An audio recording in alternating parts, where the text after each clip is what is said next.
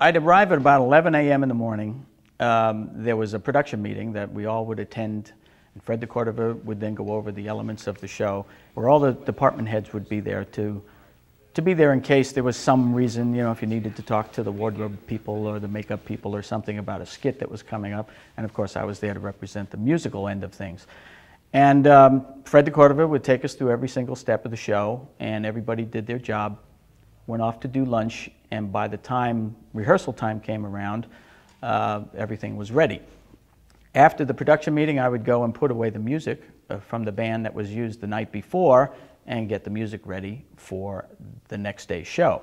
Doc Severinsen would show up about 2 o'clock, 2:30. We'd sit with him and talk about who was on the show, and he'd decide what songs he was going to use for the commercial bumpers. And commercial bumpers are what we'd use going in and out of commercials. And then there were the play-ons, the music that was played to bring people out to what we called the swivel. Even though the chair where they sat didn't swivel, that's just what we called it. It was just easy for everyone to know. And if somebody was going to do a song and then sit and talk with Johnny and then go back and do another song, they would just say that was song panel song. And you knew exactly what they were going to do. So a couple of times I refer that in the book, and people would say, what does that mean? Why do you call it a swivel? I don't know why we call it a swivel, but they just do. I would then assemble the music for that day's show. Doc and the band would rehearse them, and then of course if somebody was coming in with a musical number, they'd rehearse the musical number. And that was it for rehearsals. Unless Johnny was doing a comedy skit, there were no rehearsals.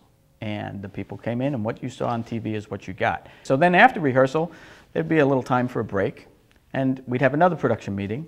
And then that meeting was kind of the last minute. Did everything go right during the day? Is there anything we need to change or fix or whatever?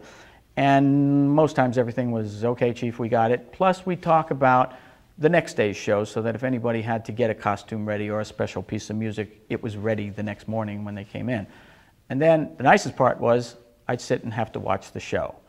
And I'd just sit in the green room and I would log the music for ASCAP and BMI, and it'd submit a cue sheet every day.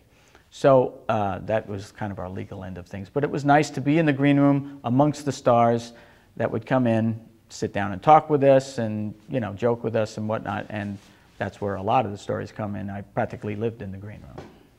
And we very rarely stopped the tape for anything unless there was a technical glitch. And I would say in my 20 years on Tonight Show, or at least 16 and a half years with Johnny Carson, we probably stopped the cameras maybe 5 times in that time. And it was for something serious. You got to read the book, you'll find out.